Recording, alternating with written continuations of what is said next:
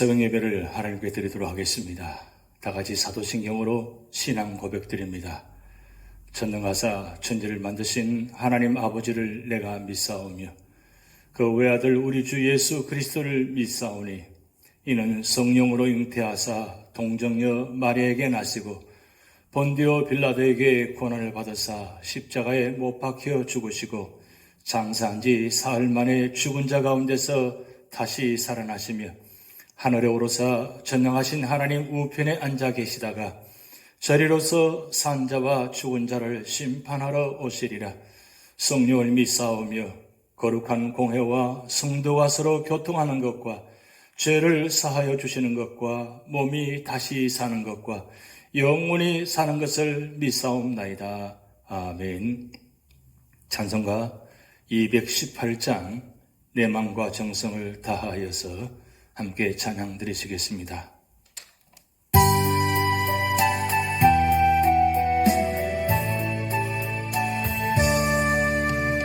내 맘과 정성을 다하여서 주 너의 하나님을 사랑하라. 내 몸을 아끼고 사랑하되 형제와 이웃을 사랑하라. 주께서 우리에게 명하시니 그 명령 따라서 살아가리. 널 미워 해치는 원수라도 언제나 너 그렇게 사랑하라. 널 핍박하는 자 위에서도 신실한 마음으로 복을 빌라. 주께서 우리에게 명하시니 그 명령 따라서 살아가리. 나 항상 주님을 멀리하고 형제를 사랑하지 못하였다. 이러한 죄인을 사랑하사 주께서 몸버려 죽으셨다. 속죄 큰 사랑 받으니 몸 내 생명 다 바쳐 충성하리.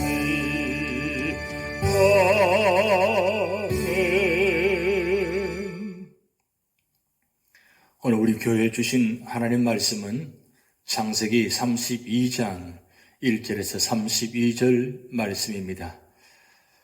야곱이 길을 가는데 하나님의 사자들이 그를 만난지라.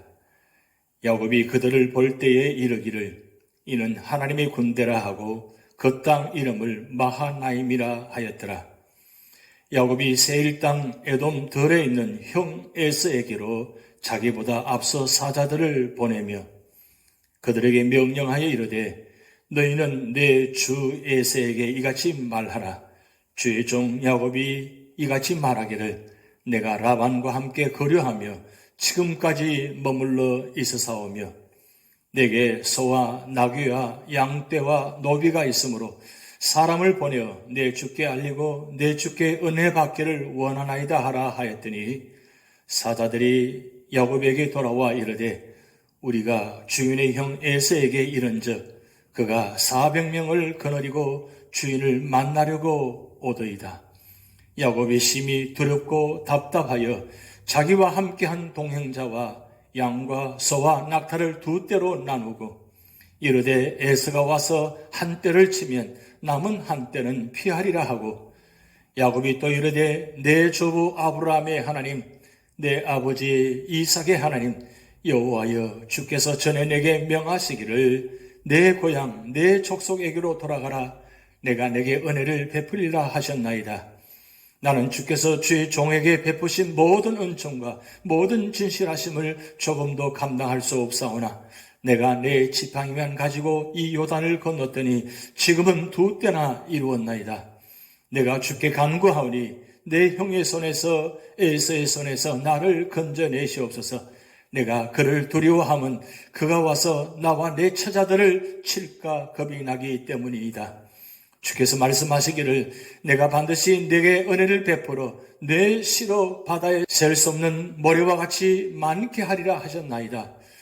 야곱이 거기서 밤을 지내고 그 소유 중에서 형 에서를 위하여 예물을 택하니 암염소가 200이요 순염소가 20이요 암양이 200이요 순양이 20이요 전나는 낙타 30과 그 새끼요 암소가 40이요 황소가 10이요 암나귀가 20이요 그 새끼 나귀가 10이라.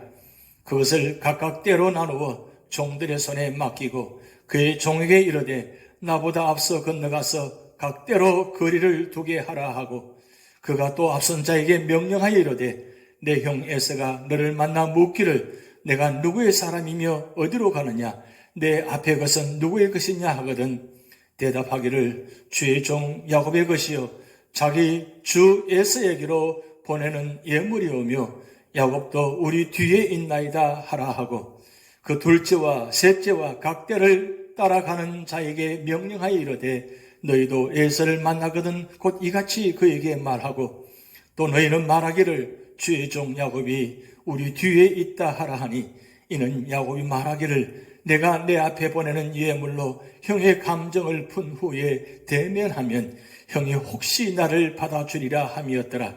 그 예물은 그의 앞서 보내고 그는 무리 가운데서 밤을 지내다가 밤에 일어나 2 아내와 2 여종과 11 아들을 인도하여 약복 나루를 건널세 그들을 인도하여 시내를 건너가게 하며 그의 소유도 건너가게 하고 야곱은 홀로 남았더니 어떤 사람이 날이 새도록 야곱과 씨름하다가 자기가 야곱을 이기지 못함을 보고 그가 야곱의 허벅지 관절을 치매 야곱의 허벅지 관절이 그 사람과 씨름할 때에 어긋났더라.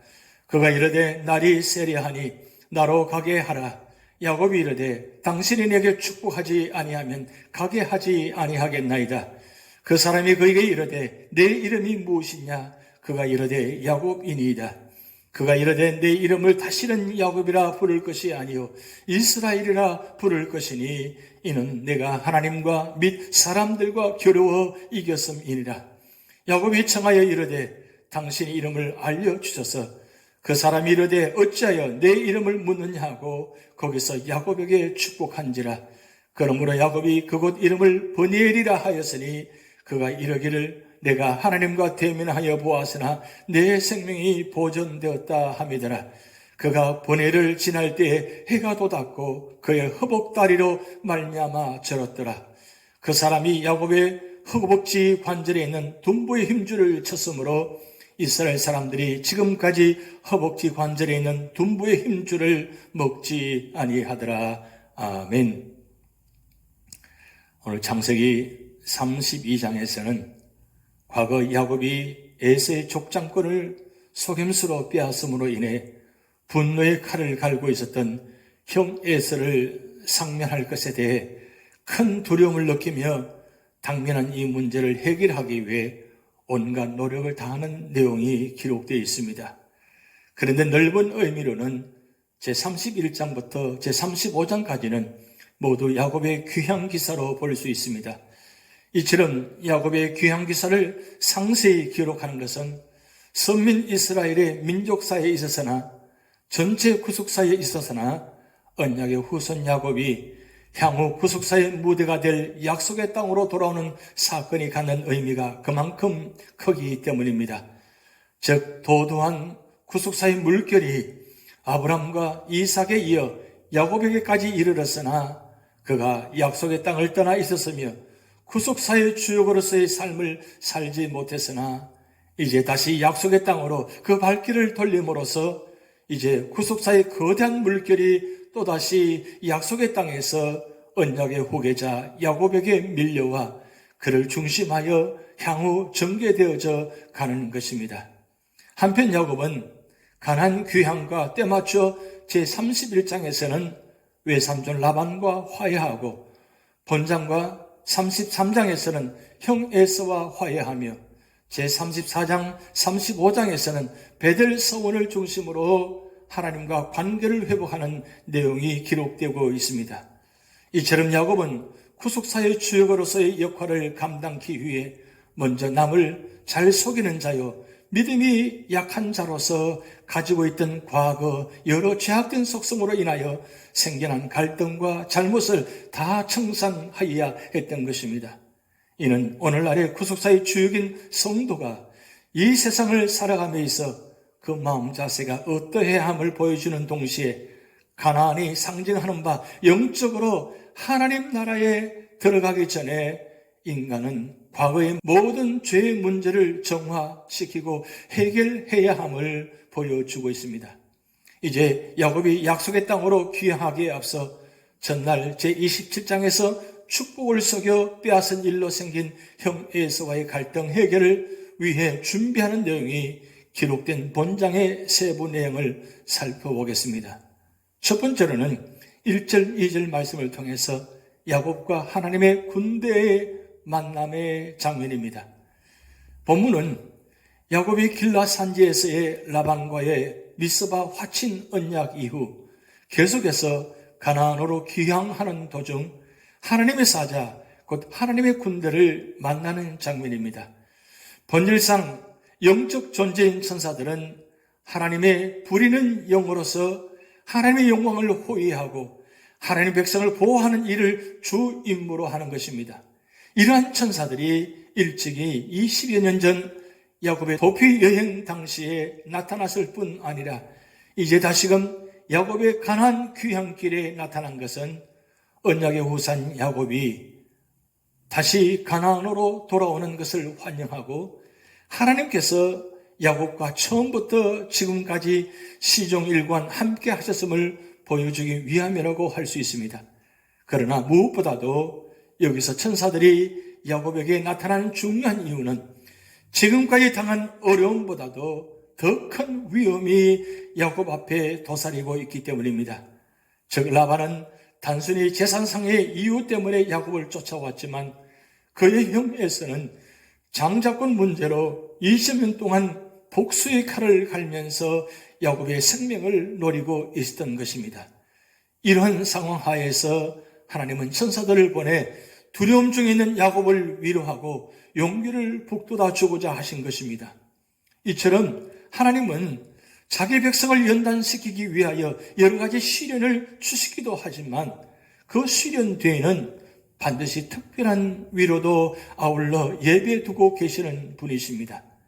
한편 야곱의 가나안 귀향은 오늘날 성도들이 하늘 가나안 곧 천국을 향해 나아가는 것을 예표하는 바 우리가 이 세상에서의 모든 순례의 삶을 마치게 될 때 천사들은 오랜 여정으로 인하여 지친 성도들을 위로하며 무사히 하늘 가나안에 들어오게 된 것을 축하하기 위해 환영 나올 것입니다. 두 번째로는 3절에서 12절 말씀을 통해서 에서에 대한 야곱의 두려움 장면입니다. 본문은 야곱이 하나님 명령으로 가나안으로 귀향하는 도중 마하나임에서 하나님의 사자들을 만나 위로를 받았음에도 불구하고 에서에 대한 자신의 과거 허물로 인하여 그에 대한 두려움을 극복하지 못한 채 두려움에 휩싸인 야곱의 심리적 상태를 생생히 묘사하고 있는 것입니다.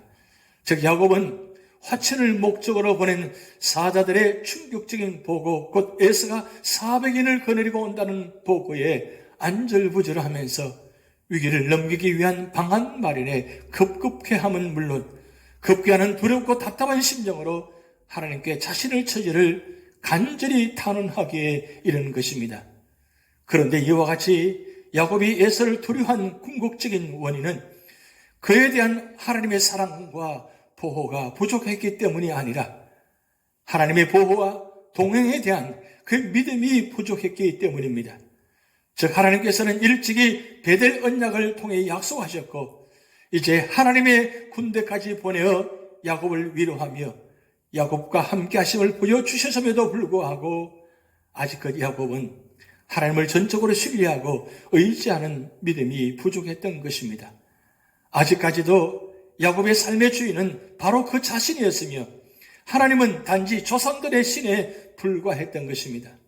실로 성도가 삶의 역경을 극복하고 위기를 의연히 대처하는 생명력 있는 삶을 살기 위해서는 언제 어느 때나 하나님만을 자신의 주인으로 영접하고 하나님만을 전적 의지하면서 그분과 친밀한 교제를 나누어야 할 것입니다. 세 번째로는 13절에서 21절 말씀을 통해서 야곱의 화해 예물에 관한 내용입니다. 지난 단락에서는 가나안 귀향길에 오른 야곱이 과거 자신의 허물로 인하여 에사와의 상봉을 매우 두려워했음을 살펴보았습니다. 그에 이은 본문은 에사의 분노를 누그러뜨리기 위해 야곱이 화해 예물을 준비한 사실을 보도하고 있습니다. 그래야 먼저 13절에 15절에서는 야곱이 에사를 위해 준비한 화해 예물의 내용을, 다음으로 16절에서 21절에서는 그 예물을 보내는 방법을 언급하고 있습니다. 한마디로 야곱은 비록 에사를 심히 두려워하긴 했지만 그를 피하여 도망하지 않고 자기 나름대로의 치밀한 준비를 한 것입니다. 즉 그는 에사에 대한 화해와 용서 및 복종의 표시로 모두 550마리에 이르는 많은 가축을 보냈습니다. 그런데 야곱이 에사에게 보낼 예물을 선택하고 전달하는 절차를 보면 그가 얼마나 빈터벗고 사려 깊게 대비했는가 알 수 있습니다. 즉 야곱은 처음에 염소 220마리를 보내고 간격을 두었다가 다시 양 220마리를 보냈으며 또 조금 뒤에 각기 새끼 딸린 낙타 30마리와 아울러 소 50마리를 따로따로 보내고 마지막으로 낙이 30마리를 보냈던 것입니다. 이와 같은 야곱의 치밀한 예물 정정 방법은 분명 에사의 마음을 누그러지게 할 수 있었을 것임이 분명합니다. 한편 야곱이 에사를 위해 준비한 예물을 통하여 우리는 하나님께서 그동안 물질적으로도 얼마나 야곱을 축복하셨는가를 잘 알 수 있는데 피땀 흘려 모은 자신의 막대한 재산을 예물로 바치면서까지 약속의 땅 가나안으로 돌아가고자 했던 야곱의 필사의 노력은 오늘날 성도들이 어떠한 자세와 태도로 하늘 가나안 곧 하나님의 나라를 사모해야 하는지 잘 보여줌과 동시에 이 세상에 아무리 부요와 쾌락을 준다 할지라도 그것은 우리에게 진정한 만족이 될 수 없으며 오직 하나님과 그의 나라만이 우리에게 진정한 만족과 즐거움을 줄 수 있다는 것을 교훈해 주고 있습니다. 마지막 네 번째로는 22절에서 32절 말씀을 통해서 야곱의 약복강 실험 사건의 장면입니다. 지난 단락에서는 에사의 분노를 누그러뜨리기 위한 야곱의 화해 예물과 그 전달 방법에 대해 살펴보았습니다. 이에 이은 본문은 베델 사건과 함께 야곱 인생의 대전환을 가져온 사건으로 약복강에서 하나님과의 처절한 씨름을 통해 자기 중심적인 야곱이 하나님 중심적인 이스라엘로 변화된 사실을 기록하고 있습니다. 지금까지 야곱은 형 에서로부터 생명을 유지하기 위하여 나름대로의 치밀한 계획을 수립했음에도 불구하고 여전히 두려움을 떨치지 못했습니다. 이에 야곱은 밤을 틈타 그의 가족과 소유를 약복강 건너로 먼저 들여보내고 그만 홀로 약복강가에 남아 하나님께 생사를 걸고 처절하리만큼 간절하게 기도합니다. 결국 야곱은 이곳에서 하나님을 만났고 하나님은 여기서 야곱의 자기중심적인 사고와 인간적 능력의 근원을 철저하게 파괴하심으로써 야곱으로 하여금 더 이상 자기의 생각과 능력을 의지하지 못하게 하시고 오직 하나님만을 의롭게 하셨습니다. 그리고 새로운 인격과 성품을 상징하는 이스라엘이라는 새 이름을 부여하심으로써 야곱이 이제 하나님께 온전히 바쳐졌으며 하나님의 언약의 상속자가 되었음을 인지했습니다. 이로써 이제 야곱은 자기 중심적이 아니라 하나님 중심적인 삶을 살도록 메인화된 몸이 되었던 것입니다. 즉 야곱은 베델에서 새롭게 거듭나고 브니엘에서 성화된 것입니다. 한편 여기 속이는 자라는 뜻의 이름을 가진 야곱이 하나님의 방백이라는 뜻의 이스라엘로 변화된 사건은 과거 죄인이었던 우리가 그리스도를 만난 이후 의인으로 변화된 구속 사건과 맥을 같이 하는 것입니다. 즉 하나님은 죄의 자녀였던 우리를 불러 예수 그리스도 안에서 우리의 부패함을 깨닫게 하시고 인간적인 모든 옛사람을 십자가에 못 박으심으로써 하나님의 자녀로 삼아 주셨습니다.